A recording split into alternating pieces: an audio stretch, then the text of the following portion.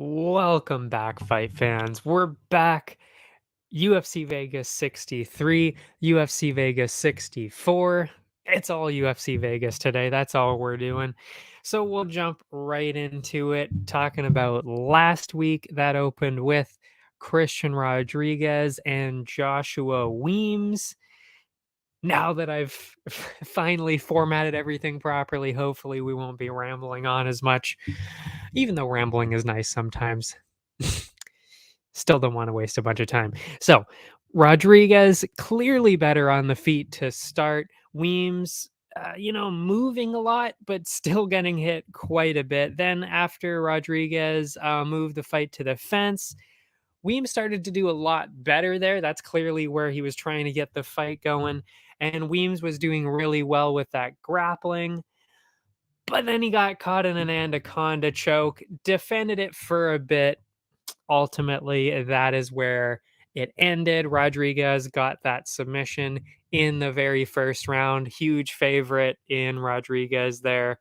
And he cashed in big, as the favorite. Excuse me. Fight number 2. Oh my goodness. Fight number 2. Cody Durden, Carlos Mota. Durden was the underdog going into this, but I actually did have him in this one because Mota was actually the last minute replacement for Durden's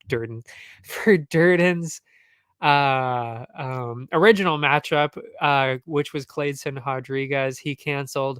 Carlos Mota came in. Durden has been looking better. Mota, not too bad, but still. So I had to go with Durden on this one. And that is exactly what we saw. Although I will say, a little bit worried at the start. Mota, definitely much, much bigger in there. That's for sure. But it didn't really matter. Came down to skill on this one for sure. Durden landed a massive shot that had Mota falling back, which then Durden used to then finish on top in the grappling. Mota was maneuvering pretty well not to get stuck in a submission there, or with ground and pound stuff like that. But Durden was doing a really good job of smothering him on the ground there. Then Mota threatened a couple of submissions, but Durden then responded with a lot of ground and pound. Durden clearly up around there. I even actually thought it might have been a 10-8. It was pretty dominant, that's for sure, on the ground there. Could have gone on the 10-8 on that one. Second round, all Durden, just continued right away. Took him down pretty quickly, kept him down there. Mota still basically doing the same thing, still threatening the submissions, but never really that close to getting anything in. Third round, Mota really trying to get something going, but Durden once again got the takedown. Kind of a crazy takedown, actually. I really didn't think he was going to get it. He actually grabbed onto Mota's ankle while he was running away because he was trying to get a takedown, and then he kept it up by just running after his ankle there. Didn't think he was going to get it, but he actually did. Then took Mota's back, which Mota then reversed him and got back up. Tried really hard, but Durden took him down again, and that was kind of it from there. I mean, Mota never stopped trying. I will give that to him. He was definitely relentless, really trying to keep it going, but just couldn't really get a whole lot going there. Just Durden was just, he was just that much better. That's really all it was. And it was an easy 30-27. I could have seen it if it was a 30-26. I didn't end up hearing what the judges had. I believe the judges had it 30-27. I'm pretty sure. But yeah, like I said, a 30-26, definitely not out of the question there. The third fight, Steve Garcia, Chase Hooper, another underdog on this one.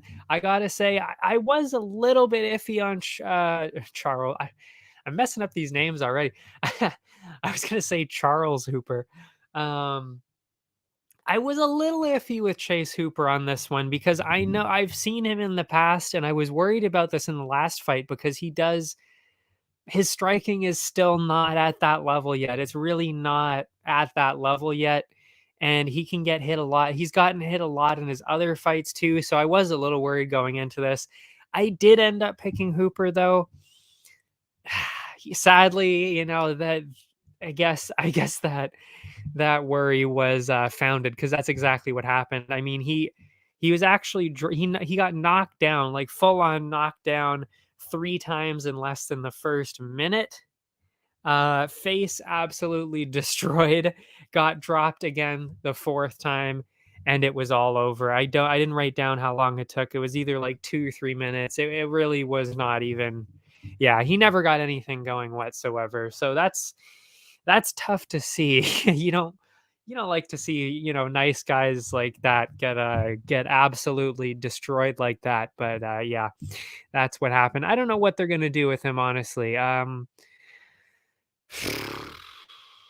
Like I don't know. I'm hesitant to kind of say he doesn't really belong in the UFC, but I kind of thought that before in all of his other fights. I was like, I don't really know why he's still here.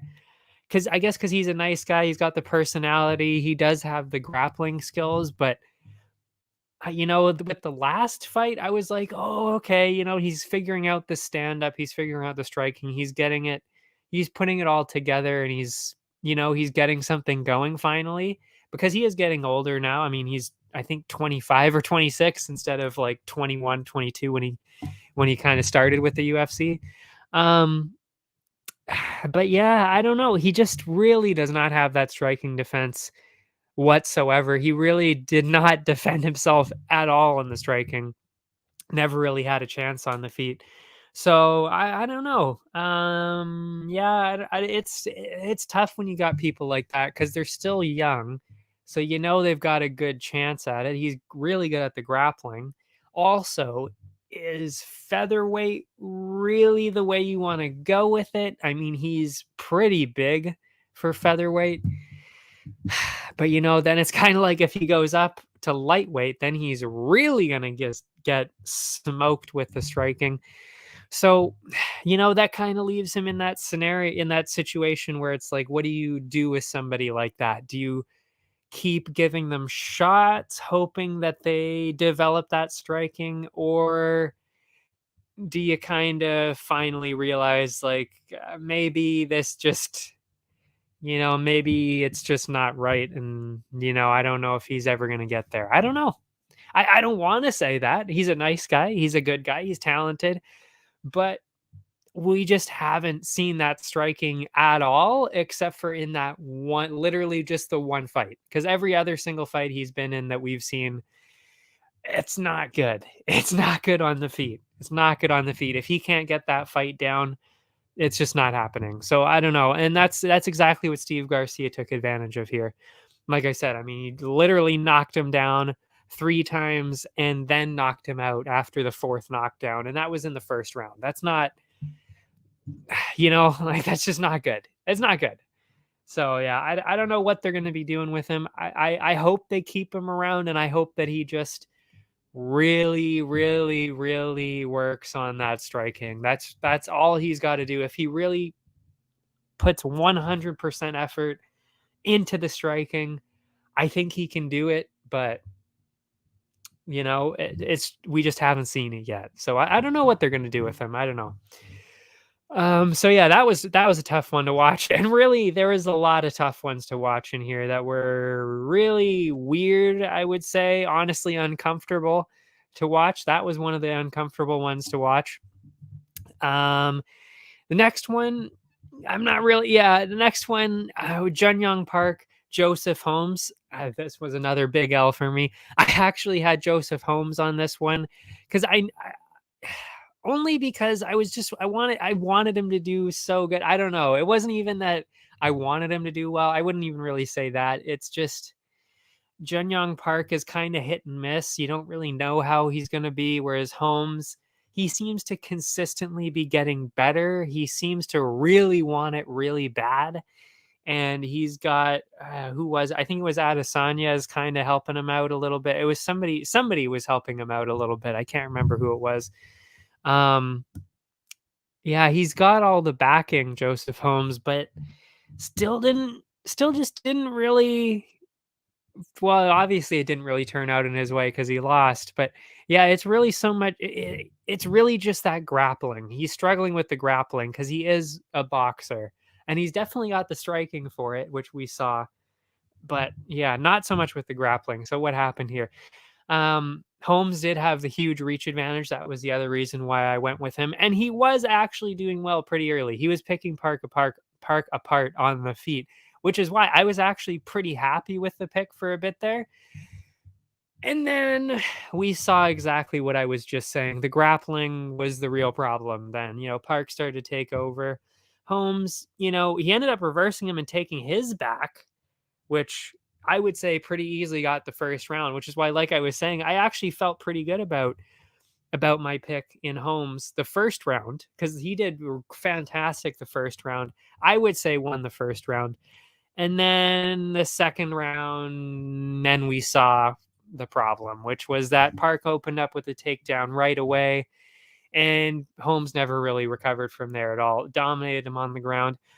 Few deep submission attempts, and then ultimately did get the submission, and that was it. That's another one, I I hate to say, but I don't think we're going to be seeing him again anytime soon. Or if we do, they might give him one more chance. Somebody that they know, like, okay, he should be able to beat this guy. Like Alan Amedovski in the last one. I mean, he was clearly going to win that one. Or was that Alan Amedovski? I think it was. I don't know. He was fighting somebody in the last one. I was like, okay, well, he should win this one easily. But yeah.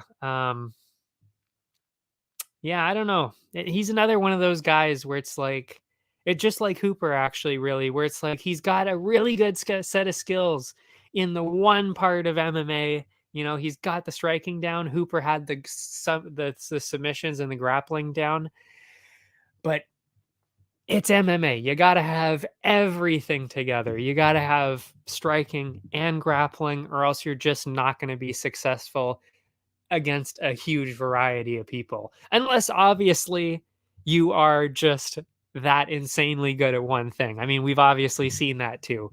But neither one of them is in that boat. Let's just say that.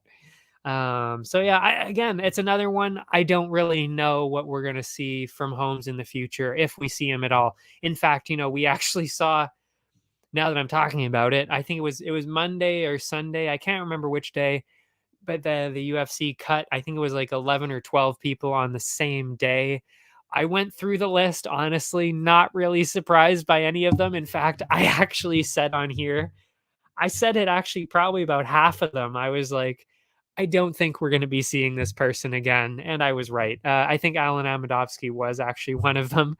And then, oh, who else was there? There were a couple other ones where I was like, I distinctly remember saying this on the broadcast. I don't think we're going to be seeing this person again.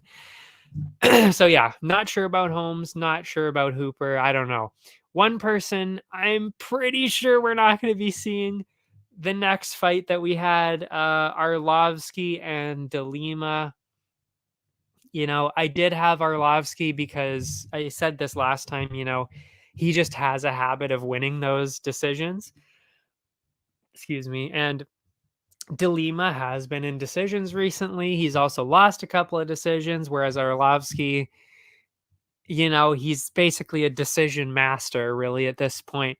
And that kind of ended. I was a little bit worried about this, I gotta say. And I mean, that's why I even said this last time. This could be, I think I said this at least, this could definitely be, his last kind of run at it. And I think that's where we're at. And I think he kind of realized it too. He did not, I don't know, he didn't put down his gloves or anything like that.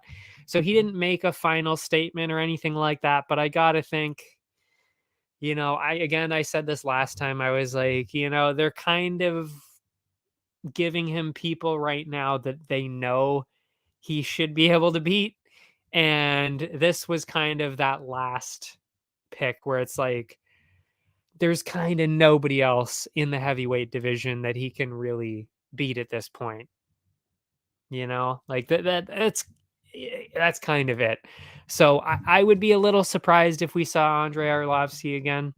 I mean, obviously impressive career, but when you get to this point in it, it's like, I think we're kind of at our end here, which yeah, that's it. It's sad to see. And again, this was another uncomfortable one, kind of like Hooper, where it was like, oh, that sucks. I mean, Delima just absolutely smoked him right away, and then jumped right on top of him, and then really absolutely nothing from there from Arlovsky. Just got dominated on the ground, cranked his neck, and then that was it. Submission win. That was it. Yeah, I just think that's it for Arlovsky. I mean, if he does fight again, I can pretty much guarantee you I will not be going in that direction. That is for sure. I was even hesitant to go in it this time because of that. So yeah, I'm not picking him ever again, and I really think he should retire at this point. I gotta say. But yeah, nice guy though, and obviously amazing career. Then we had another prelim that I talked about last time. It was Haas and Dolidze. This was another one I wasn't really sure about, and a lot of people weren't really sure which way to go either. I still kind of stand by the pick because, I mean, Haas was doing well. I did pick Haas. I picked Haas by decision. Um, yeah, he was doing really well, and then it just kind of turned after just kind of an unfortunate. I don't even know what to say because it's like it's not even that it was unlucky that it happened to Haas, because it was actually Dolidze who wrecked Haas's knee. He was in a it was a weird submission though. Like it was just a weird series of events, really. Because Dolidze kind of had Haas wrapped up on the ground, and then he got like a hold of his leg, and he twisted it a certain way. Thought that he won the submission because of like a verbal submission, basically.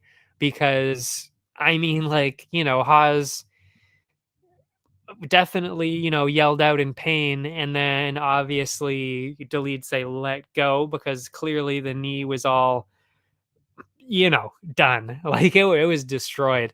So, and then, you see Haas kind of go back against the cage trying to stand up, not really able to stand up at all. So, I mean, really at that point, it was like, I think the fight's kind of done. The ref did keep it going. And then, of course, Haas, still obviously, you know, very much a fighter. So he kept going. But yeah, just eventually got absolutely just, yeah, huge bomb straight to the chin, knocked out immediately, put him to sleep. Uh, yeah, that was brutal to watch too. Just a lot of weird. Yeah, I don't know. Like, I think it was just because of who we were watching get absolutely destroyed like that, and just kind of the way it was happening. It was just a weird kind of card up until this point, and even this one, I don't know. It was a little weird. Um, yeah. So yeah, I wouldn't really say it was lucky at all. I mean, like I said, Dolidze did do all that damage. It wasn't like the main event where it was like, okay, I think we can all agree that that was lucky. It's like, anyway, we'll talk about that later. That was luck. This, Dolidze did do the damage, but and we didn't really need to see Haas get knocked out like that either. That was not necessary. I think definitely the fight should have been stopped after that knee. I mean, you can clearly barely stand up. I think the fight's done. I think it's over. Yeah. But in terms of what's next, I still think Haas is pretty good. I mean, you know, uh, it's really just that he got caught in just a really strange submission. And it's actually, now really that I think about it, I didn't even think about this before. It's kind of what happened to Kyle Dawkins in Dolidze's last fight, where he kind of Dawkins just kind of got stuck against the fence, and he was trying to get out of the fence and just didn't see the elbow coming and got hit by it, and that was it. I mean, like, it's just, Yeah, like he's basically just catching them in this chaos where it's like they don't see it coming at all, and then he finishes them. It's like I don't even know. Like I can't. You can't even say that that's lucky. It's just it just looks lucky, I guess. So that's kind of how it looks as a viewer, where it's like, oh, okay. So you're like, yeah, I don't know. It's just I don't know. I don't even know how to explain it. It's just such a weird. You just don't normally see that kind of thing. Usually, it's like, oh, oh, they're bouncing up and down. They land a couple shots here and there. Boom, somebody lands something. They drop to the ground. You finish it. It's usually stuff like that. It's not normally like, oh, we don't know what's going on.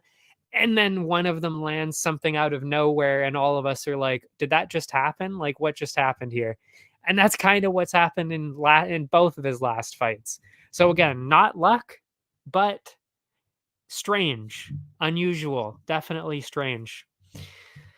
Another thing that was strange, the next fight after that was Jacoby and Roundtree. Um, I'm not screaming robbery on this. Obviously, I had Jacoby by finish all day on this. I was shocked, to be honest, that Roundtree not only, kept up with Jacoby, but I'm actually saying Roundtree won on this one. Like, I do think that. I don't know. Like, I don't know. I don't know. Yeah, like a lot of people are still, honestly, I'm still seeing it on Twitter. I saw it this morning. This was like 5 days, this happened 5 days ago, and people are still talking about it. They're still saying, oh, robbery. And I'm like, I don't know. I honestly don't think it was. I kind of had it scored for Roundtree, and we're gonna go through that right now. We're gonna go through that round by round here. Roundtree quick to start. That was really the problem for Jacoby. Is Roundtree is a lot faster than you think. Powerful combos. It was all in the combos. As the round went on, Jacoby did start to find his range and avoid a lot of that output, and he started to land a lot more, maybe taking that round. But like I said, it was a slow start for Jacoby, and that didn't look good. That already was a little bit rough. But I would have still given the opening round to Jacoby there, but it was really close. So second round, Jacoby was then really starting to touch him up. Nothing really too heavy, um, but doing some damage here and there. Seemed like Roundtree was starting to slow down a little bit, but he was landing some pretty good leg kicks. Landed a couple of good ones. Started to actually land some pretty good ones on Jacoby as the round went on. And to me, because of the way the round was going, because he started to take over on the feet, Roundtree, I had the second round for Roundtree. I had the second round. So for me, it was tied going into the third because of that. But honestly, like I said, I mean, the first and the second round were close enough that it really could have gone either way. And I don't know how people aren't really seeing that. I think they're kind of, again, just looking at the name of Jacoby, and maybe that's what they were looking at. But yeah, there's an argument there for the first two rounds to go in either direction. But like I said, I scored the second round for Roundtree because he started to really put it together and land a lot more near the end of the round. So that's why I had it there. It's all about damage, and he was the one doing the damage. So for me, that's how I had it. And then the third round, I mean, you can probably guess if I had Roundtree winning. Um, I had it Roundtree, and I think that was pretty clear. Honestly, I think the third round was pretty clearly that. Both guys landed heavy in the third. Roundtree started to have the most success of his entire fight this round, though. He busted up the face of Jacoby, landed more and more, definitely winning the last round. So, like I said, last round, I think it was pretty clearly Roundtree. So I don't think there's any discussion there. I don't think there's any discussion at all. Roundtree won the third round. So really, it comes down to how you see those first 2 rounds. And like I said, Jacoby I had in the first round, I would say. Second round, I kind of had it for Roundtree because he was starting to take the momentum back. He was landing the bigger shots. He was doing more damage. He also had those kicks that I talked about. So I don't know. I don't think it was a robbery. I had it 29-28 for Roundtree. And that's what the judges saw. I don't know. I don't know. You know, I'm usually with the crowd. I'm usually with the crowd, and I'm never one to really scream robbery per se. I'm usually, like I said, I'm usually with the crowd on this one, on all of them. But I gotta say, on this one, I think I'm with the judges. I kind of had it on Roundtree too. But like I said, you know, I could see it in either direction. I wasn't going to be mad either way. I mean, like I said, I picked Jacoby. So this, I got it wrong. I lost money because of Jacoby, obviously losing, well, because of the judges, I guess, because of how they were seeing it, I guess. But, even all that aside, and I've always said this, I still will tell you who I think reasonably won. And in this case, for me, it's Roundtree, even though, again, I didn't pick him, but I still think he won. um, what's next? I think really all we learned from this and what you should take away from this really is that, well, two things really. Jacoby, not really as good as we thought. Not really as good as we thought. I mean, seriously, he's a former Glory kickboxer, undefeated in the UFC up to this point. I don't know how big of a win streak he's got. Pretty big win streak, though. Doing amazing in the UFC and in general. But he's never really fought anybody of that caliber, and I think that's kind of what we saw. Also, I think what we should learn from this is that Roundtree also better than we thought. I think it's kind of both ways, I don't think Jacoby is nearly as good as we think he is, which is tough to say, but I think we kind of saw that. Maybe it was just strategy at this point, because I think obviously the skill is there. It was more so just maybe, if I don't even know what to say, because it's not like he did outland him too. He landed way more significant strikes, but it all came down to damage and how it looked. So it's really tough, because how do you change that? How do you change that in the future? How do you switch that up? I'm not really sure. I mean, I'm not an MMA coach, so I mean, obviously, I'm not really sure. But you can't leave it up to the judges. That's really, you just can't leave it up to the judges. We've seen that over and over. That's what happened here. That's really all that needs to be said. But yeah, I don't really know. What I can say confidently though, from this, I don't think he can really be in the conversation for top 15, top 10. I think that's really one of the main things, is that for sure. I mean, regardless of what you think about the decision, the fact that he was really even that close, and in my mind he lost, but the fact that it was even that close and that we're talking about this with somebody like Roundtree, that to me says that Jacoby is not somebody that we're ever going to see make a title run at all. Like, it's not happening. It's not happening. And I hate to say it again, because he's a really talented, and I like to see, well, I mean, I'm just a fan of talented people, but yeah, it's just not something we're going to see, because if you're having that close of a fight with somebody that's not ranked, and somebody that people are kind of saying he's not really on your level, like, you need to make a statement. You need to finish him, or you need to dominantly win a decision like that, especially when it's on the feet. If Roundtree would have come in there and just grappled the shit out of him, throwing him all around the octagon, I would have been like, okay, well, clearly he's an amazing striker. He's just got to work on grappling, but he's getting outstruck. Like, he lost on the feet to Roundtree. So that, to me, it's like, well, he beat you where you were taking the fight. So it's like, it's not a good look. It's not a good look on that part. So, yeah, I hate to say it, but I don't think he's going to be making any kind of run. And I'm definitely going to be careful to pick him in the future for sure.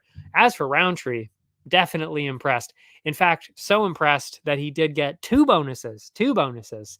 And then we'll get into that later. But yes, he did get two bonuses this time.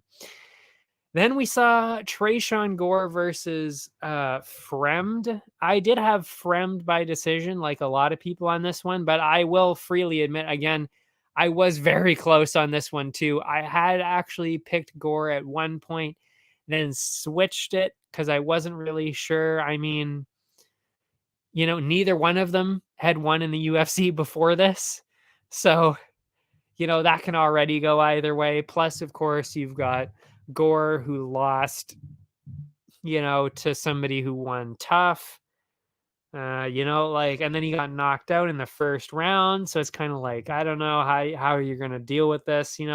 It's just, especially for somebody who was undefeated going into the UFC, how are they going to respond to two brutal losses in a row, by the way, not even just like, okay, that kind of sucked. Like, well, the first one kind of sucked. The second one, that was a brutal loss. Getting knocked out in just over a minute, that's brutal. So how are they going to respond after that? And well, now we know. He responded really well. Yeah, not too much to really say about this one either. I mean, Gore wanted to grapple right away. He took Frem down. I think that was definitely the smart move. I wasn't really sure how he was going to approach this either. That was the other kind of thing too, because I had never really seen him grapple, and which means that he's striking with somebody that's way bigger than him. So I really wasn't sure what he was going to do here. I'm glad that he started to grapple because that's what I wanted to see in the other fights. And if he would have done that, maybe I don't think he would have won necessarily, but it would have been a lot closer for sure, especially that battle fight, the battle. Yeah, ended up taking Frem down. Frem did actually get back up, started to get his striking going, landed quite a bit because he was a lot taller, a lot longer, so that made sense. Dead even round, I gave it to Fremd because of damage on this one. So I gave him the first round on the cards because of damage on that. Fremd opened up pretty wild, tried to get into the grappling. Don't really know why. Got stuck in a guillotine. Really bizarre exchange, honestly. Lots of maneuvering on the feet and all over the place. But Gore kept that guillotine going. If you haven't seen the clip, honestly, look at the UFC's Instagram page. It is there. It's one of the wildest submissions you're ever going to see. It's just so unusual to see and entertaining too to watch. Never let go. They were on the feet. They were on the ground. They were moving all around. Weird angles. Gore never actually even went down onto his knees. He finished the submission from his feet while Friend was on the ground, like basically cranking his neck in a weird play. It was just crazy to see. But yeah, eventually did put him to sleep though on the ground like that. Unbelievable. Crazy to watch. That was really cool. So submission of the night, obviously, for that. Yeah. But it's like he did beat somebody who had also never won in the UFC, and he kind of lost the first round again. So, like what I just, again, that's another person where it's like, I don't know how far you're going to be getting here. Like, yeah, because I just don't think he's at UFC level. I just don't think he's there yet. I really don't. Because, like, again, he I would say, barely beat somebody who, again, had never won in the UFC. And it doesn't really have a whole lot going for him on the UFC level either. So, I'm still probably not going to be picking Gore in the future either. I don't know. It's just, yeah, this was a really weird card. And I said that last week. Yeah, I did. I said that exactly last week. I would say this is a weird week for betting. This is a bad week for betting. Yeah, I was right. I thought, okay, it's a good week for underdogs, and it was. But yeah, you got to get the right underdogs, and it was all over the place. Yeah, not a good week for betting. Most people did not do well on picking this card. I mean, I follow this on Tapology, obviously, as well. And I make my picks on there. And yeah, even on Tapology, nobody was really doing that well. The results were all over the place. Lots of the Tapology underdogs actually were the ones that won. So lots of people getting completely destroyed on the betting fronts this week, or last week, I should say. This week is looking up. I'm feeling good about this week. But yeah, last week, not looking good. Then it was another kind of weird-ish fight. That was Cortez Acosta and I'm trying to think of his first, Jared Vandera. Yeah, another weird one.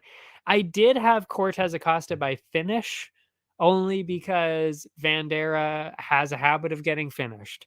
That being said, though, decision actually did kind of make sense here. But yeah, kind of pretty much what we expected in this one, though. I wouldn't really say there was too many surprises. Cortez walked forward, both of them slow, but he was landing while Vandera was kind of just watching. He kind of didn't really land anything, really, the first round. Cortez started to land a little bit harder. Vandera really throwing out leg kicks more so than anything, but not much else. So, I mean, pretty clear first round for Cortez Acosta. Second round, leg kicks definitely adding up quite a bit for Vandera there. And then Cortez started to land harder again, but Vandera was shutting it down with the grappling. So he was kind of getting a little bit going there. The round was actually pretty even, and I even said here could have gone either way. So I didn't really know how to score this one. I wasn't really sure. It was pretty close. So I'm not even going to score that one. So it could have been 1-1, could have been 2-0 for Cortez Acosta. Third round, landed another couple of big ones. That was Cortez busted open Vandera's face. Vandera, I just typo. Vandera was still slamming those kicks in there. Once again, pretty dead even, but kicks are not visible damage. That's the problem with kicks. Do they do damage? Yes. Can they swing the fight in your favor? Yes, of course. They're an incredible tool. But are they visible to the judges in terms of visible damage to then win on the cards? No. And that's the problem. That was Vandera's problem here. And that's why he ended up losing this. I had it, I could have seen it either 29-28 or 30-27. Still pretty clearly Acosta, though. And that is actually exactly what we saw. One of the judges had it 30-27. The other two had it 29-28 for a unanimous decision for Cortez. And I got to say, I even actually said this on the Contender Series as well. I said this right after he got his contract. I just don't think that he's at UFC level yet. I'm not saying that he's never going to get there, but he's just not quite there yet. And that's exactly what we saw. Because if he was at UFC level, he would have just steamrolled Vandera. He would have easily gotten the knockout. He would have gotten the finish in the first or the second round.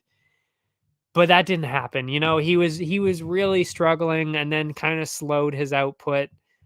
And never really, he never knocked him down. He never really got anything where it was like, okay, he's clearly destroying Vandera here. Like that never really happened, which is, it's not a good sign because Vandera, again, not to be mean, but he's not really UFC level either. So, if you're going to make a statement here, you've got to at least do something against Vandera. So, for Vandera, I don't think we're seeing him again. I'd be pretty surprised. Acosta, obviously we're going to be seeing him again, I'm sure, but he's going to have a problem. He's going to have a huge problem when he starts getting against the real heavyweights. Yeah. But he's got a promising future. He just needs to work on some things because he's still young in his career too. Because he actually used to be a baseball player. So not a lifelong martial artist, more so baseball player that transitioned into this and did boxing, of course, as well. But, not what I would call the standard, MMA, I grew up doing this, going towards the UFC kind of thing. Not at that level. Yeah. So definitely still interested though, but not quite there yet. Co-main, Tim Means and Max Griffin. I stopped writing the first names down, so I'm kind of trying to remember their first names. Excuse me. This was another slightly weird one, I gotta say, and I knew it was going to be like this going into this. I even said, I was like, this could be a split decision. It really could be. And that's that's exactly what happened. Although I will say, I kind of agree with Means on this. I don't think it should have been a split decision. I think it was a little bit weird in terms of the judges' cards. In fact, I would say this is probably the worst judges' card. It might actually be the worst judges' card of the month because it's kind of silly to think that Means won this fight. Started pretty even with some wild exchanges. Griffin was the one who was landing the heavier shots in the first round, wobbled Means twice, started to come back as the round went on, but clearly lost the round. I mean, when you get hit like that a couple of times in a round, that's definitely that round gone. So Griffin won the first round for sure.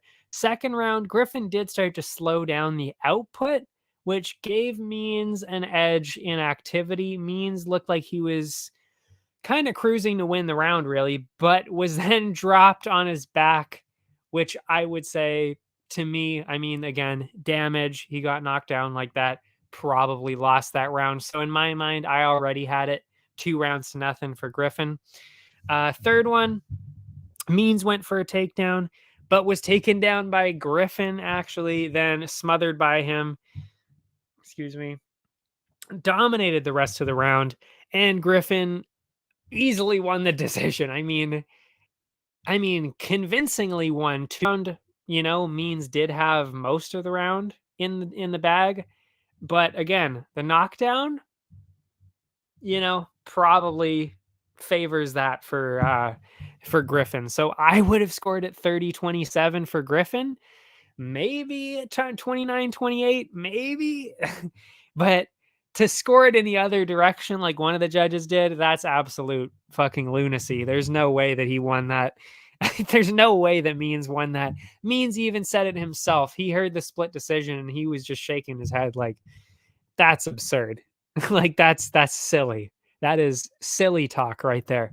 So no, that actually I will be putting out my monthly bonuses probably tomorrow. Actually, I just keep forgetting to do it. I keep forgetting that it was, Halloween. The month was over. I had a lot of articles and stuff last week and all that with the UFC Road to UFC, the pay-per-view, all that. So I just kind of forgot about the monthly bonuses. So I will be working on that and I will be putting those out, like I said, probably tomorrow. And I just don't think that Jan and O'Malley, I don't think that deserved worst card of the month because I could see that going either way. Same thing with Jacoby and Roundtree. I could have seen that going either way on the cards. This one, that's absolute stupidity from this judge. I mean, you can't be judging fights anymore. Seriously, if you think that Means won that fight, you should not be judging fights. Even though, like I said, I picked Means. He did not win that fight. He knows he didn't win that fight. He thought it was absurd that the judge thought he won. That is absolute trickery. Honestly, that's a trick or treat moment. He picked trick on that one for sure. So split decision somehow for Griffin. I don't know. That was a clear unanimous decision. Now that will be my the worst judges card of the month right there, because that is absurd on every single level. Main event now. Wow, what a horrible main event again. Here we are, the fourth time this year. I'm saying the same thing again. You know, I said it with Aspinall. I said it with Ortega. I said it with, oh yeah, it was Ortega. And I said it with Rakic. Now I'm saying it again with Calvin Kattar again. I mean, really, you know, like what are we doing here, folks? Like what's happening? What is happening? What is happening? What else could you say? Really? I mean, like, what a shitty turn of events. And I'm not even kidding. The dead ass serious right here.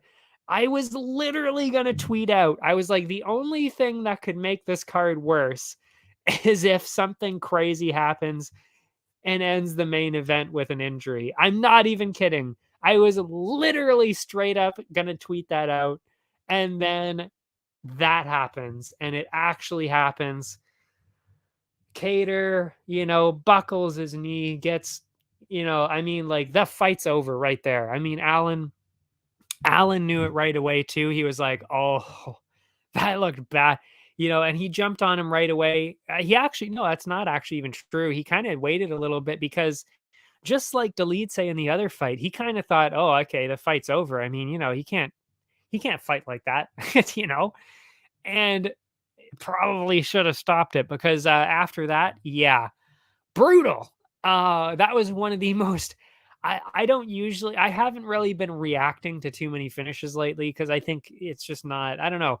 I haven't really been excited by too much lately from what we've seen, and I think a lot of UFC audiences are thinking the same thing. But I gotta say, when that second round started, and and Allen ran in there straight away and smoked his leg like that. Oh my god. I was like, "Oh, that's brutal." That was a brutal finish there. Yeah, less than 10 seconds into the second round, just destroyed that leg. Did not need to happen. And Allen was even saying, I think, you know, maybe they could call this in between the rounds. But, you know, Kattar was never going to go for that. Absolute warrior came out and yeah, paid the price though. Good God, that was bad. That was a rough finish to watch.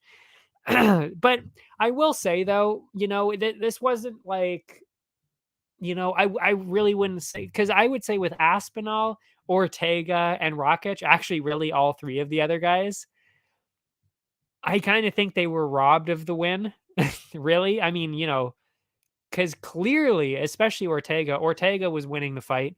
Rakic was definitely winning that fight. I mean, my God, he was destroying Blachowicz and just super unlucky and just injured his knee and lost. I mean, that's garbage right there. Um, and then Aspinall was clearly going to win that fight too. So I mean, I think the other three kind of got robbed of their win. In this case, Allen was winning that fight. So, you know, I don't really feel robbed as a viewer. I mean, I definitely do because that was clearly going to be the best fight of the night.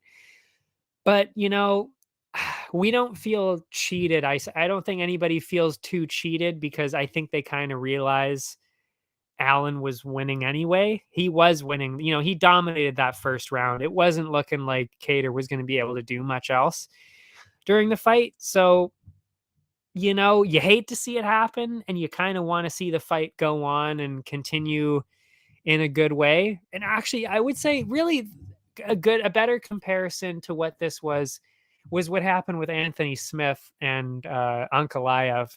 That's kind of what I was seeing there. It's like, you know, yes, Anthony Smith got injured just like Calvin Kattar did. And it was actually a pretty similar injury, really. You know, the knee just weirdly buckled in a bad way. And that was kind of it. But you know, was Smith going to end up winning that fight?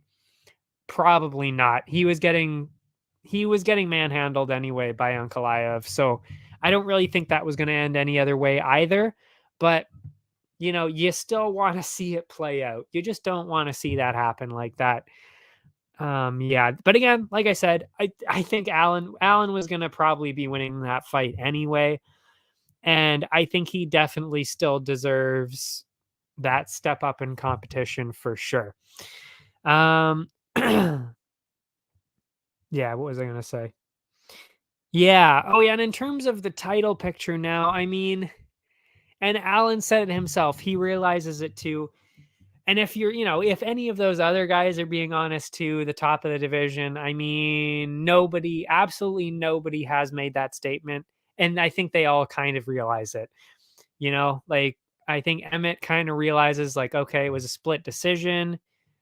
He didn't even, I honestly don't think that he beat Cater either. I think Cater kind of won that fight. So I'm on that kind of side of it too, where it's like, that's not a convincing win. Emmett's win is not convincing at all. Yair, won based on Ortega's shoulders slipping out for absolutely no reason when Ortega was, I would say, winning the fight, so that's not a convincing win. Now, Allen, that's not a convincing win. That's it, and then that's it. Like, who? So now they're kind of all how they're all going to have to fight each other to see who gets the next title shot. And I do agree with Dana White on this. He specifically said, we're not doing an interim belt at 145. Like, he already said that, and I totally agree, because honestly, I think that's just not right for Volkanovski. Like, why would you do that? He's going up. Clearly, he's the best. There's no question he's the best featherweight. So it just seems kind of silly to do an interim belt. Like, that'd be doing it like an interim belt at bantamweight or at featherweight for Nunes. Like, really, why would you do an interim belt at featherweight? That's just stupid.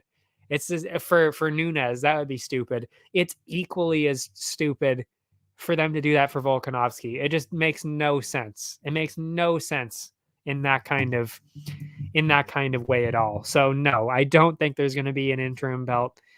And I'd actually be a little bit upset if they did, because like then you're kind of taking it away from Volkanovski, where it's like you're basically saying, oh, because he's not, because he wants to be a double champ, now he can't keep his featherweight belt now, even though he's destroyed every single person. It just doesn't make sense. It just doesn't make sense. So I think we're just going to be seeing those people fight each other, Emmett, Rodriguez, Holloway, and now Allen as well in there. You're just going to be seeing those guys fight each other. And one of those is eventually going to make a statement and get a shot at Volkanovski when he comes back. That's really all it is. It's definitely a weird scenario to be in. Anyway, that's enough talking about that. As you can see, it did go a lot smoother. I didn't stumble over anything. I feel a lot better about the way I've done these notes now. So I feel good about this now going on. Anyway, that was a side note. The bonuses for the night. Dolidze, KO of the night. I think that was pretty clear. Yeah, I think that was pretty clear because, KOing Haas like that, was it necessary? No, I think the fight could have been stopped before that, but still, it was a pretty impressive performance. So I gave him the bonus anyway. The submission, obviously, Gore. That was a wild submission. You never see stuff like that. That's crazy. Brawl of the night, Jacoby and Roundtree. Absolutely no question. I mean, it was the only entertaining fight of the entire night to watch. That was longer than, longer than the second half of the second round there. So clear choice there. Most valuable fighter, I actually picked, I actually picked Roundtree on this one. And that would be because, like I said, came in the underdog, came in against a kickboxer, or an elite kickboxer, and then fought him on the feet for the entire fight. And like I said, even if you don't agree with the fact that he won, which he did, you still have to applaud the fact that he did that well against somebody who I think most of us kind of thought that he was going to get knocked out. So, yeah, I mean, that's just impressive all the way around. And like I said, I think he deserved the win. So, yeah, I'm impressed. I'm impressed with Roundtree. I really am. Now, before we move on to this week's card, which is Rodriguez and oh yeah, Lemos. We will take a short break so I can have a sip of water. You can have a sip of water, go to the bathroom, whatever, or just skip it because there's probably nobody watching anyway. So I will see you right after this. Allow me to introduce High Stick Vodka, a new way to celebrate victory. Gather around the glass with an award-winning, ultra-premium Canadian-made vodka. You probably won't listen when I say High Stick Vodka has a smooth, hard-hitting taste, or that it's developed in the birthplace of hockey. You won't listen when I say High Stick Vodka is a tribute to the game of hockey, or when I tell you it's distilled 4 times using Canada's purest mountain spring water to provide an authentic, remarkable flavor. But maybe you will listen when I say it comes in a f***ing hockey stick. Showcase your passion for hockey with our limited edition hand-blown hockey stick bottle. Whether you're celebrating victory or drinking to defeat, High Stick Vodka is better after every shot. Visit us at highstickvodka.com. It also comes in this regular bottle. Celebrate victory. Drink responsibly.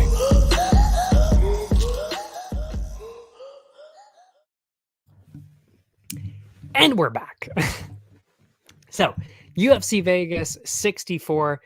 We've got our odds now. Oh, yeah, right. Of course. I got to get the banner lined up. I'm not going to click it yet, but it's up now. Okay. So, we're going to start off with the main card, of course. That opens with Mark Madsen and Grant Dawson.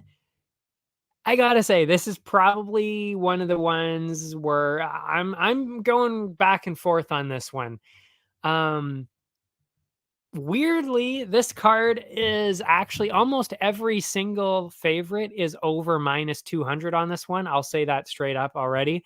So, and I think it's actually for a good reason. I really do, actually. I would say all the favorites they make a lot of sense. They make a lot of sense in this case.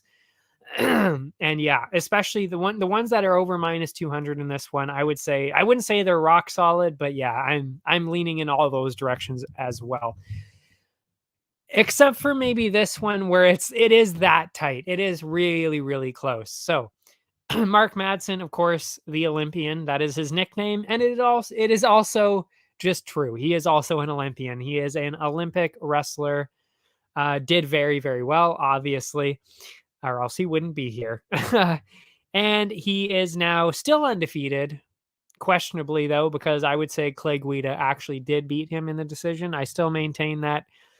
But yeah, still technically undefeated though. And then on the other side, Grant Dawson, 18-1-1. So really almost undefeated himself. And that's kind of the point to remember here. Which is why this is so hard to pick, because they're basically both undefeated at this point, pretty much. I mean, give or take 1 or 2. Excuse me. On both sides, really, because again, like I said, he kind of lost to Guida. Anyway. Now, this is really tough because they're both grapplers. I mean, obviously Madsen is a grappler. I don't think that's any surprise to anybody that the Olympic wrestler primarily into the grappling.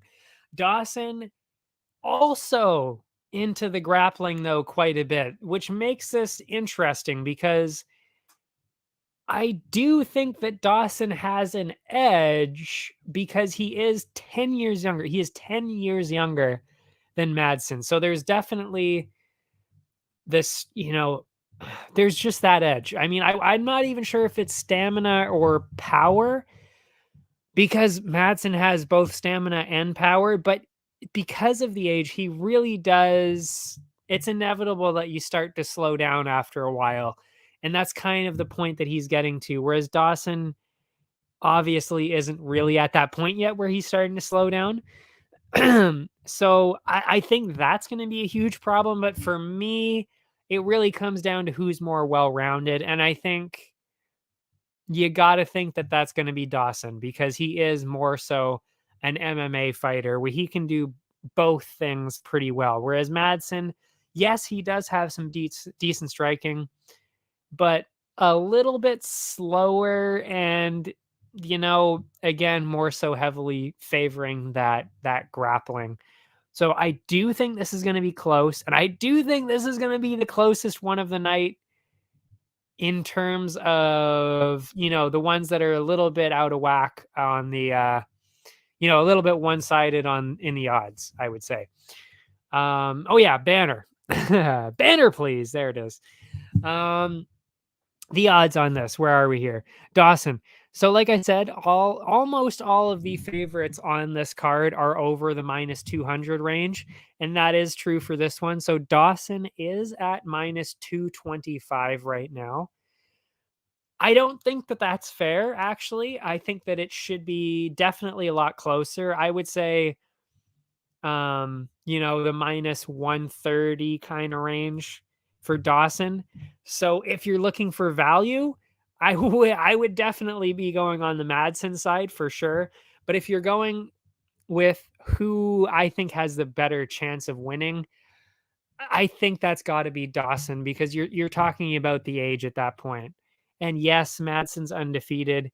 Yes, he's probably the better grappler, but you're kind of getting to that point where the age really does make that difference, because Madsen is 38 right now and Dawson is 28. I don't need to tell you that that's a pretty significant gap, and probably the worst time to have that gap. Because, when you're talking about 20 and 30-year-olds, or 22, 32, 24, 34, you can kind of get away with it. But when you're talking about 28, 38, now you're starting to get into the problem territory where it's like, okay, now you're going to have a problem fighting against younger people like that by 10 years. So that's why I'm going with Dawson. But like I said, this is really one of the closer ones. So I'm going with Dawson, and I won't be putting him in the parlay. If you're going for value, Madsen would make more sense in terms of value, but in terms of who I think is going to win, Dawson. I hope y'all understand what I'm trying to say there. Over under on this, minus 213 for over. I think that's pretty fair. I mean, I don't see a finish coming either. So minus 213 for over 2.5. I would say that's a pretty good one to throw into a parlay even as well. Just that. So regardless of the winner, you can, still cash in on the over 2.5 there, I would hope. And at minus 213, it's actually better than betting on Dawson. So yeah. Okay. Next one, Tagir Ulanbekov, Nate Maness. Again, I do think this is probably closer than the odds suggest, but I would say that this one, the favoritism on this one is probably warranted. Ulanbekov got robbed in his last one. And I openly said that, and I will openly continue to say that. I said that on the broadcast right after he lost that one. This one was the one where Tim Elliott was fighting to Ulanbekov, and then Ulanbekov, I would say, I think he won the first round, and he was doing well in the second and third, but then Elliott started to cheat. He started to grab the gloves of Ulanbekov, not just in the grappling, which prevents takedowns, but he also started to do it on the feet. So what he would do is he would go like, when they're judging distance, he would actually grab the glove of Ulanbekov and then literally pull his hand and then follow it up with a punch. So he was literally going like, grab the fist, boom. So he was literally pulling him into the punch, which I don't know if you know that, but you can't do that. You can't do that. That's illegal. So, and he openly admitted to doing that too. He openly admitted to cheating. So to me, that's garbage. Ulanbekov was clearly on pace to win that fight. So for me, Ulanbekov should be ranked right now. even that aside, if you look at Manis, Manis is very good. He is very, very good, and was fighting at bantamweight and did really good up there too. I mean, he's a big, big guy, very, very talented and huge for the division, but he does struggle with the grappling. Every matchup that I saw, he got kind of thrown around in the grappling, and that is exactly what Ulanbekov is good at. I mean, case in point, Khabib is his coach, and heavy grappling influence there. So, it's going to be the exact same thing this time. That is exactly what he's going to be looking for. So I would imagine that is how it's going to go. It's going to be Ulanbekov, controlling Manis on the ground, maybe getting a submission, landing some ground and pound here and there. But you just got to lean in that direction. Plus, there's also one more added layer to this. I even mentioned, yes, he is coached by Khabib, but that even aside, the fact that is going to help him in this matchup, especially, Khabib actually coached. I mean, the last person I messed up the lead up to this. The last person that beat Manis was Umar Nurmagomedov, which is Khabib's cousin, who he also coaches. So you got to think Khabib already beat Manis as a coach once. He knows how to beat him. He's a smart coach. He knows that the grappling is the key. And Ulanbekov knows that too. So, you've got the same coach that beat Manis last time. You've got the same style that beat Manis last time. It just makes sense. It just makes sense. Everything makes sense to go in that direction. So yeah, I'm going Ulanbekov for sure on this one. Minus 225, the favorite. I would say that's pretty fair. I would say that's pretty accurate. Because I wouldn't go any higher than that because Manis is talented. I wouldn't necessarily go below that either because, again, Ulanbekov does have a lot of advantages in this fight, in this matchup. So I think that's pretty fair, minus 225. And I will be putting that in the parlays for sure, that one. Over under is at 2.5, and it is heavily favoring the 2.5, minus 234 right now. And I think that's, again, pretty fair. Just like the last one. Heavily favoring the decision. And I would throw that in a parlay as well. The over 2.5, minus 234. I think that looks fantastic for a parlay. After that, Josh Parisian and Chase Sherman. Listen, I don't know why people are still giving Chase Sherman the benefit of the doubt here. It was honestly shocking that he won that last fight against Vanderaa. Vanderaa was absolutely destroying him for the first 2 rounds, clearly won the first 2 rounds, and then out of nowhere, Chase Sherman somehow saves it. By the way, what was his losing streak at before that fight?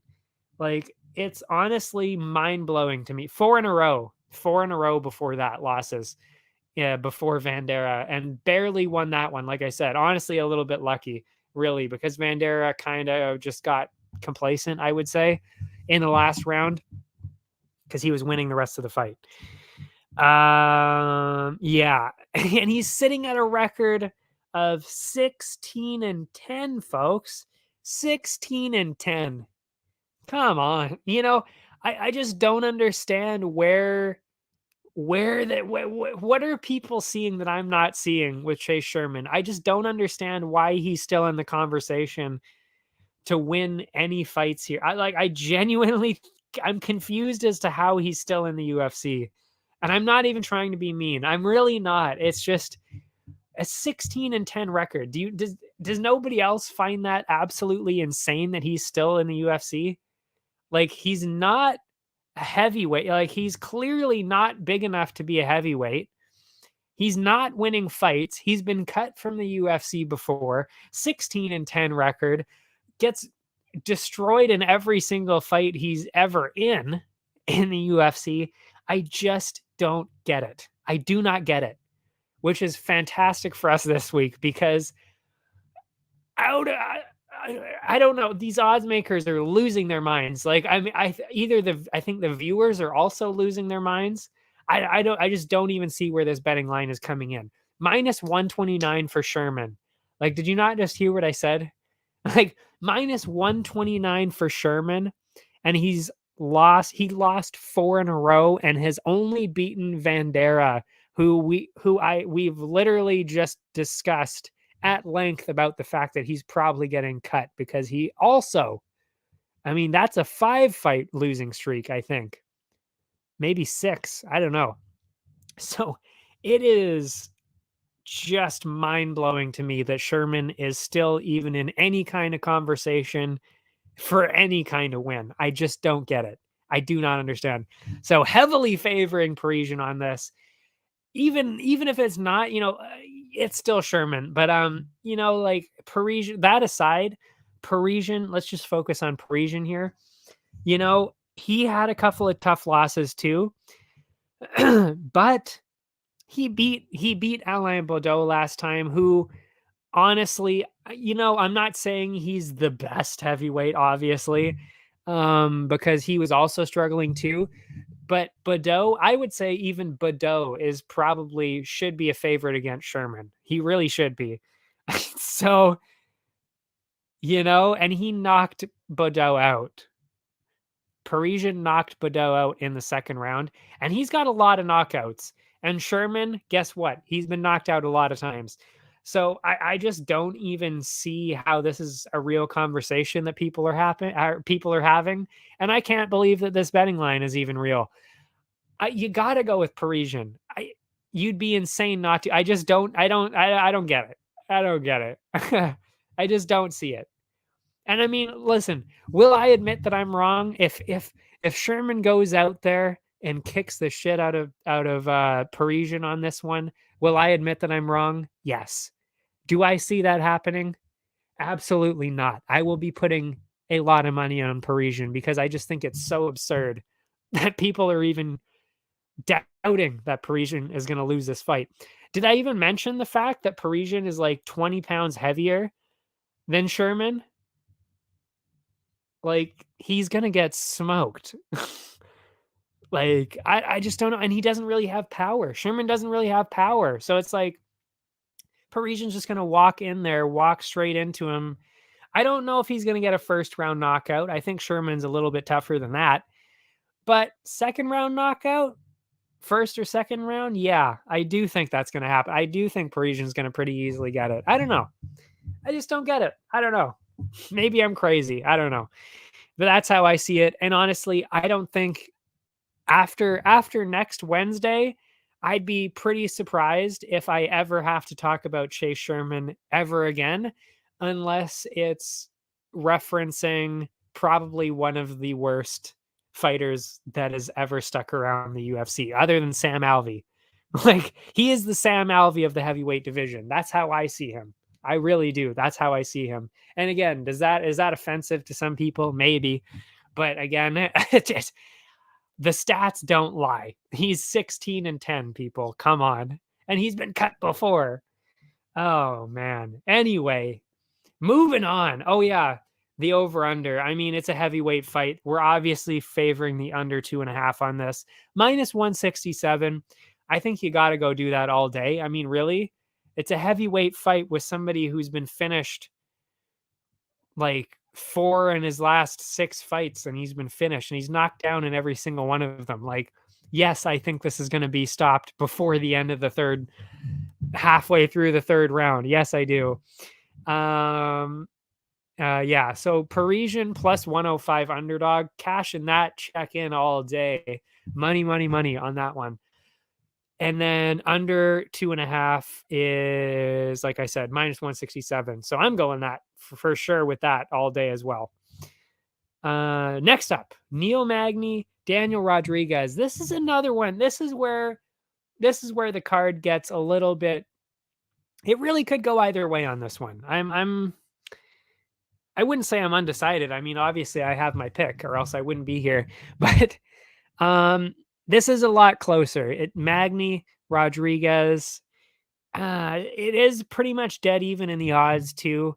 I think they're kind of going towards who has the more experience and who's been ranked for longer. And I think that's fair.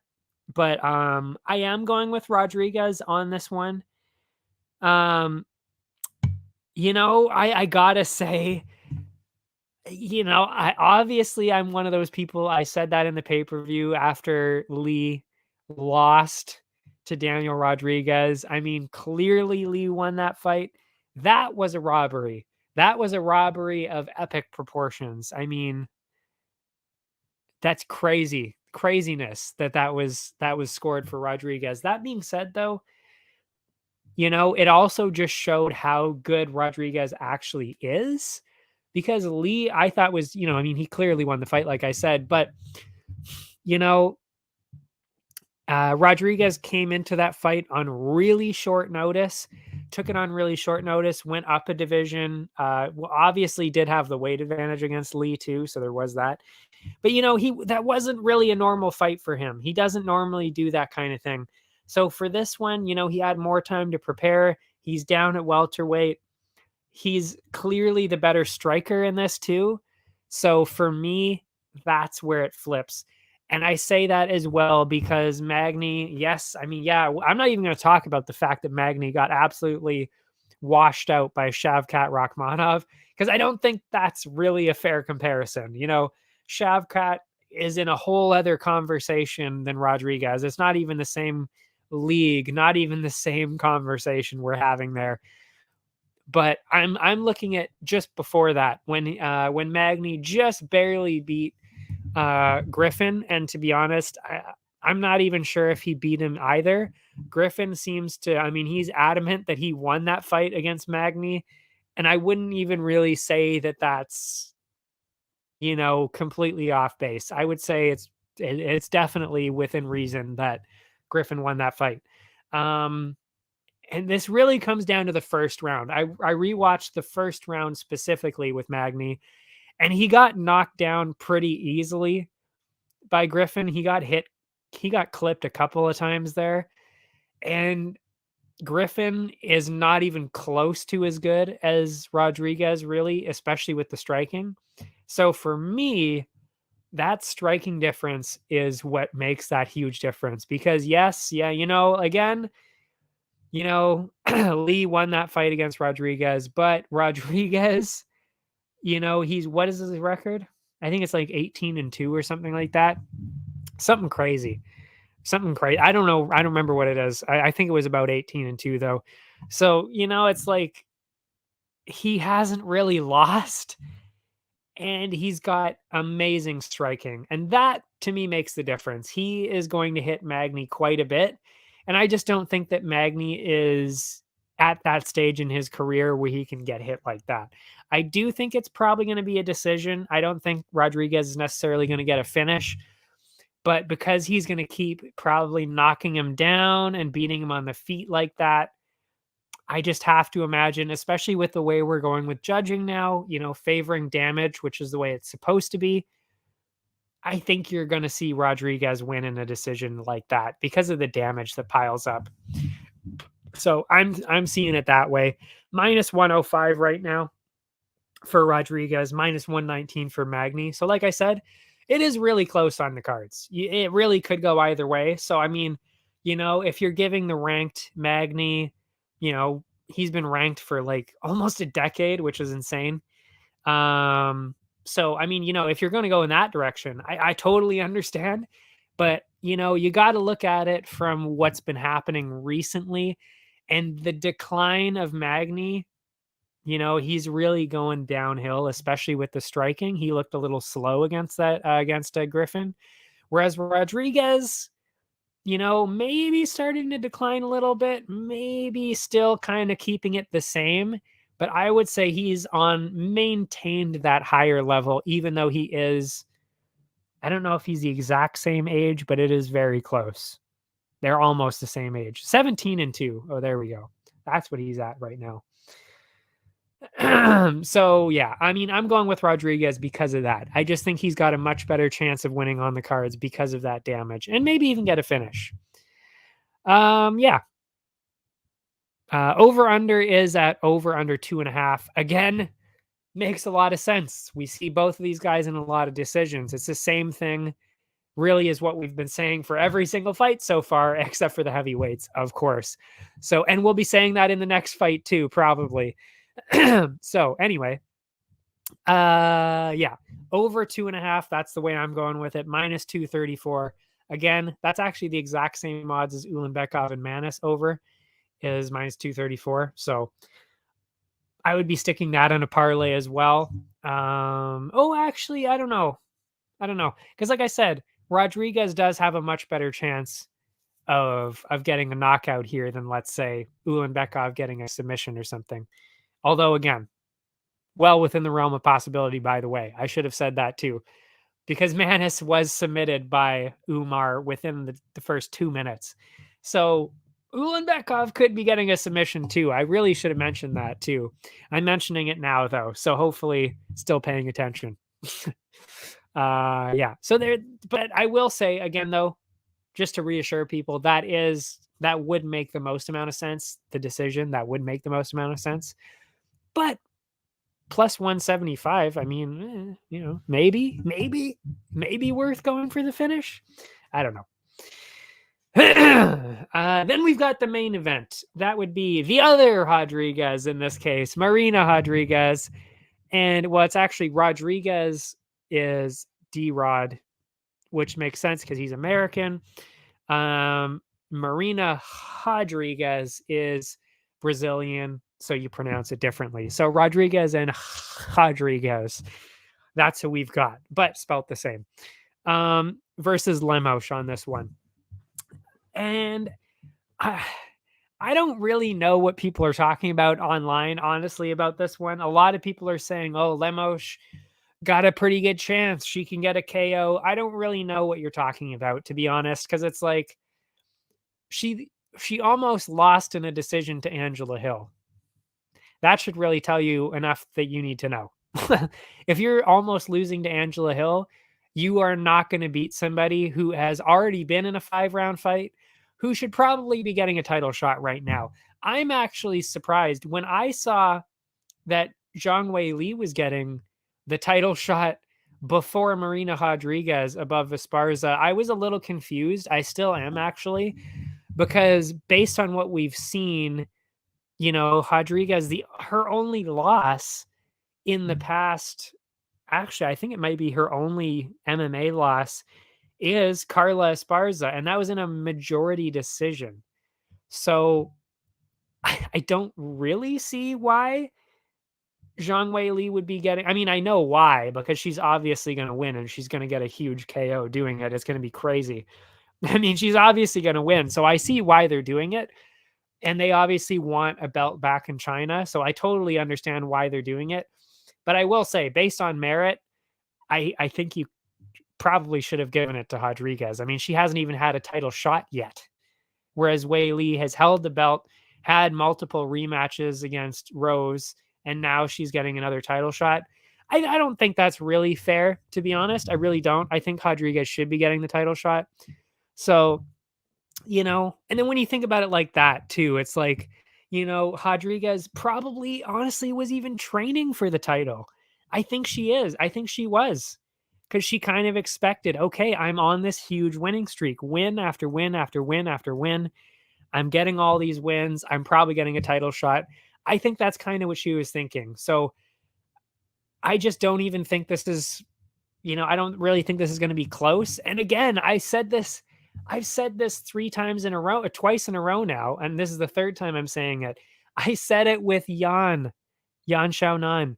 I said it with, who was it? Oh yeah, it was Grasso. I said it with Grasso. I said it with Yan. I'm going to say it with Rodriguez again. It's all about the cardio.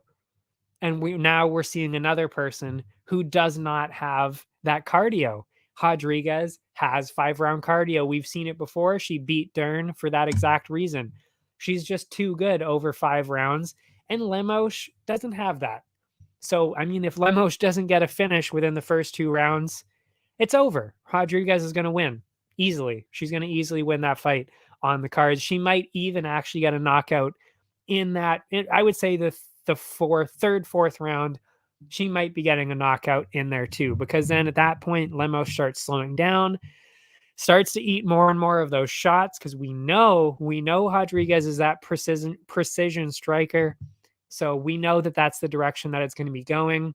And unlike Grasso, Rodriguez does hold that power all 5 rounds.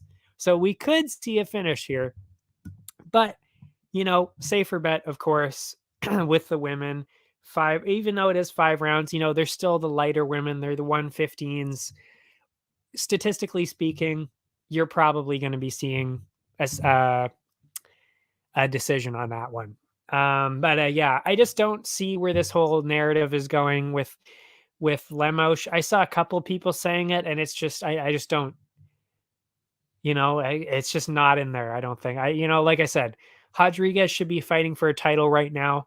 Lemos nowhere near that point. Like I said, split decision over Angela Hill. You can't tell me that you're getting a split decision win over Angela Hill and you think that you're going to be beating Marina Rodriguez in a 5-round fight, probably only on the feet.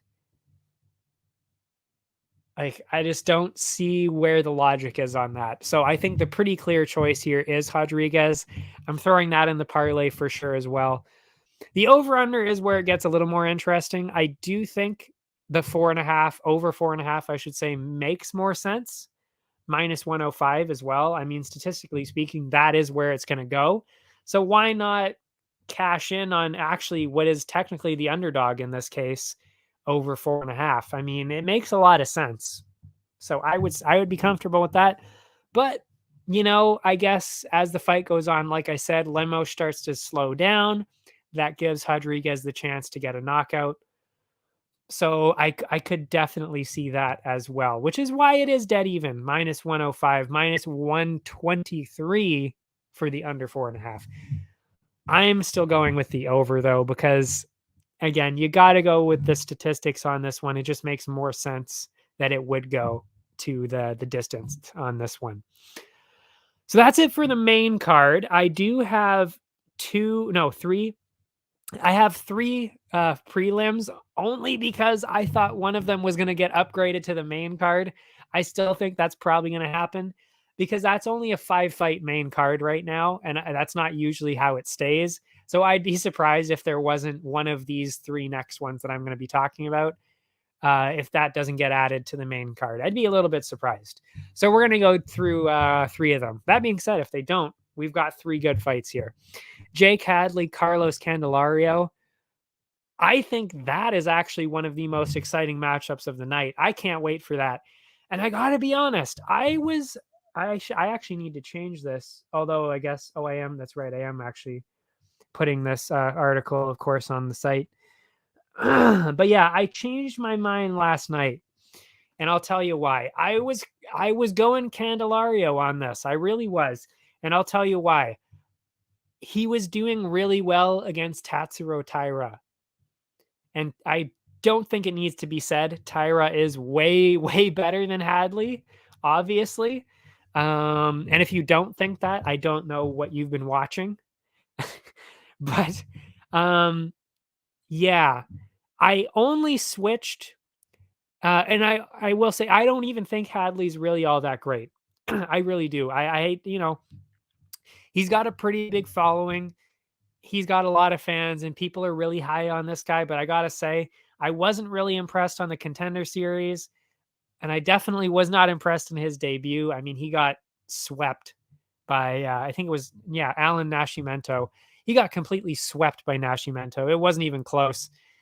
But I will say that had more so to do with the size of Nascimento. That's kind of why he won. He just cut a shit ton of weight and, carried that extra weight in there against Hadley, who is a smaller guy. And Hadley paid the price, Nascimento just controlled him on the ground with that extra weight, and that was it. But on the feet, Hadley was way, way better. And normally he does do better on the ground too. It's just, like I said, Nascimento, just a really big guy for the division. So that was kind of where Hadley got screwed on that. And in this case, I changed my mind. I changed my mind away from Candelario because I watched the tape. And again, I haven't really been watching much tape. But this time I think it saved the pick on this one because I noticed how small Candelario was. Because I would say he actually looks like, if there was a 115-pound division, if there was a I'm trying to think strawweight. If there was a strawweight division for the men, I think he would be in it. He's not really, he's not one of those 125ers that's shredded to the bone. Like, you can't see every single ab. There's no veins popping out like you know, he's not one of those guys. He's a smaller guy, and that is kind of his problem. And Hadley, and he was also a little slower in the striking against Tatsuro Taira as well. Whereas Hadley, really fast. He's a really fast flyweight. He is shredded for the division.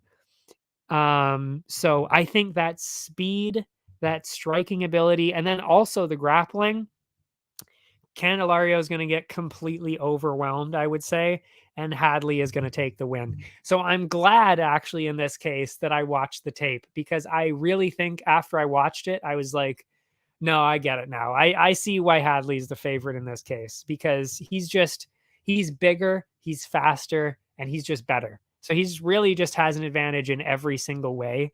So I've got to go with Hadley on this one.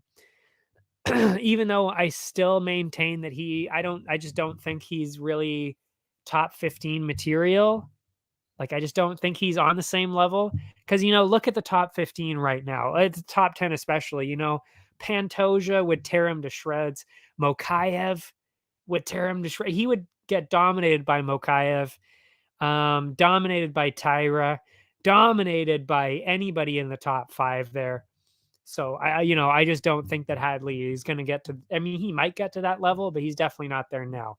But in this case, doesn't matter. Candelario, a little bit too small. I think he's talented. I really do. But he's more so, I would hope, if there's a 115-pound division at some point, which there probably never will be for the UFC, but that's more so where he belongs. So yeah, the odds minus 267 for Hadley. I would say throw that in the parlays. Candelario plus 214. Makes sense. I do think, like I said, he's kind of got the advantage in every single way. Over under is at 2.5. So they do think this is going to the decision. And I would say that's pretty fair as well. Hadley, not necessarily a UFC finisher. He's a finisher outside the UFC, but I just don't see him in that kind of way in the UFC. Can he get a finish? Yeah, probably. But do I see that happening here? Not really. So I'm going with the over on this one. Minus 234. Again, our favorite number for the day. There's so much at minus 234. Actually, even the women's fight before that, minus 234 for over 2.5. There's a lot of that. A lot of that on this card. Anyway, so that's where I'm going on this fight. Next one up is the ladies, and this is going to be an absolute massacre. And it's by far the most one-sided of the night. It is not going to be close. I hate to say it. Actually, I don't hate to say it because I like Miranda Maverick. So we're going to see a Miranda Maverick win here. I don't like using the word lock, but this is a lock. I mean, seriously, if Maverick somehow loses this fight, cut her immediately because she does not belong here. That's all I'm saying on this one. She should be able to easily win this fight. She should be able to not only win this fight, but get a dominant finish, probably in the first round, maybe in the second round. I do not think this is going to be anywhere close. Miranda Maverick, Shauna Young. I honestly don't even know why they're making this fight. It just seems mean to Young at this point because, like Miranda Maverick got absolutely screwed with Macy Barber. She clearly won that fight, so that's garbage already. That was one loss. Then the UFC kind of fed her to Erin Blanchfield. I don't think they knew how good Blanchfield was. So yeah, Blanchfield absolutely steamrolled her, but that makes sense because I would say Blanchfield pretty easily in the next title conversation. I really do. I think she's clearly going to be going to that title conversation very, very soon. And then she absolutely destroyed Sabina Matzo. And now they're giving her an easy, easy win in Shauna Young. Why are we all so convinced that Miranda Maverick is going to win this fight? I'll tell you why. Because she already did. She submitted her in the first round in Invicta a couple years ago. Already that alone, when somebody gets finished in the first round by somebody, there's never usually a rematch unless it's a complete fluke, which this was not. So I just don't really I honestly don't even know why Shauna Young would have accepted this fight. It just seems like you kind of want to be kicked out of the UFC at this point. And even past aside, I mean, really, like, yeah, they're just not on the same level. Miranda Maverick, I would say, is still pretty clearly in that top 15 conversation. And Shauna Young is almost guaranteed to be cut after this next fight. Like, almost guaranteed to be cut. So, like, I just don't see why this fight is even being made.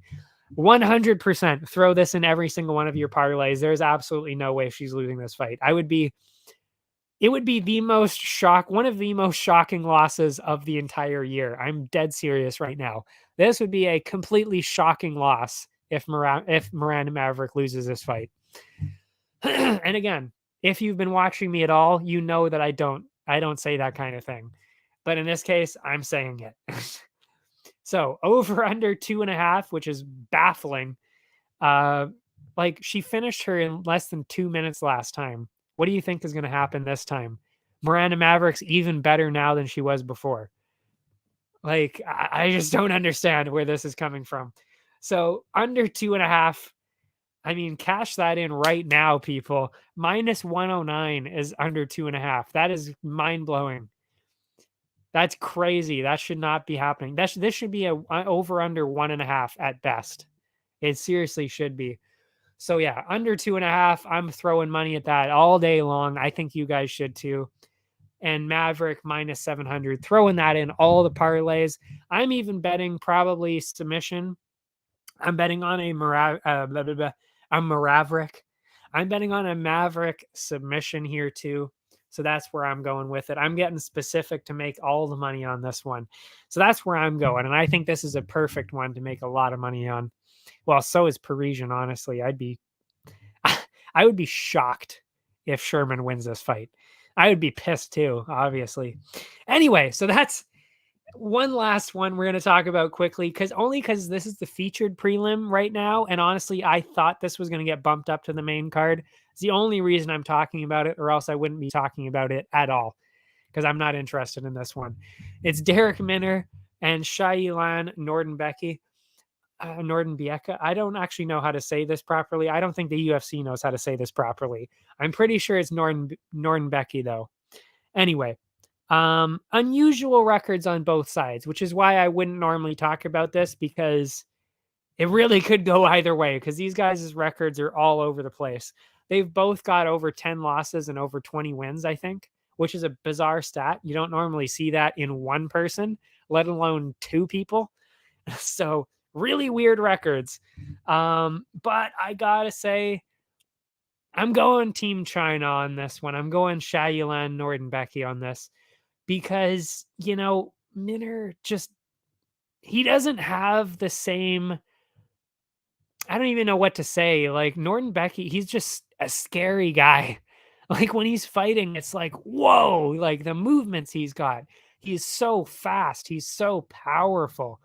I honestly, I'm shocked that he doesn't win more because he's really good. Like, I'm actually really surprised that he doesn't get thrown into more conversations as a really good contender because he is 2-1 too, and his only loss in the UFC is to Kulabau, and Kulabau is I think undefeated in the UFC. I think he might even be undefeated, or maybe he has one loss in his career, and that's Nordenbecky's only. That's Shailan. I'll just say Shailan.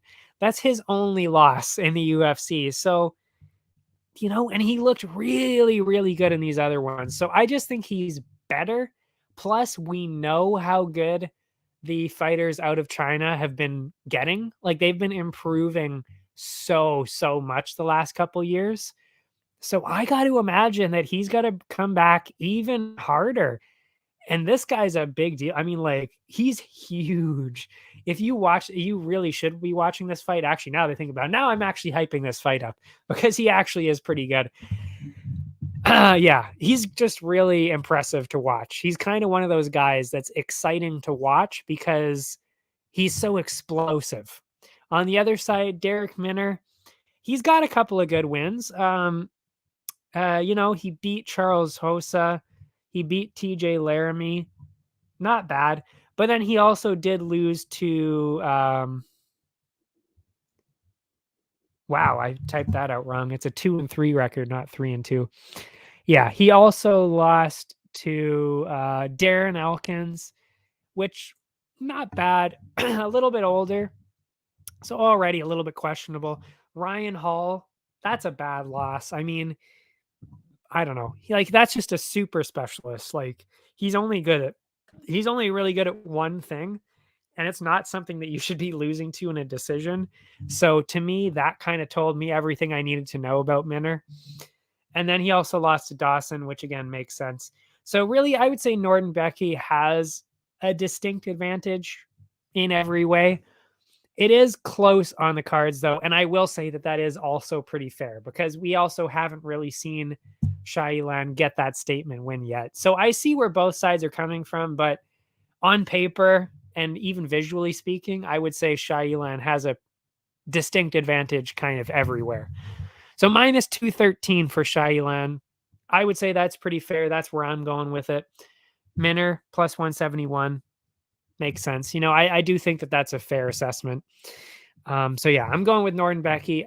I might throw it in the parlays, maybe a couple of them.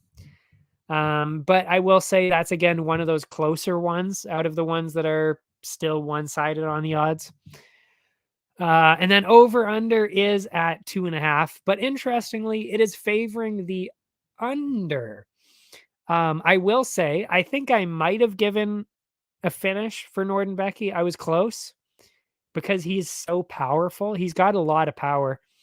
So he might, and Minner was dropped and he got, actually, yeah, he didn't, I don't think he got finished by, he might have gotten finished by Elkins. I can't remember.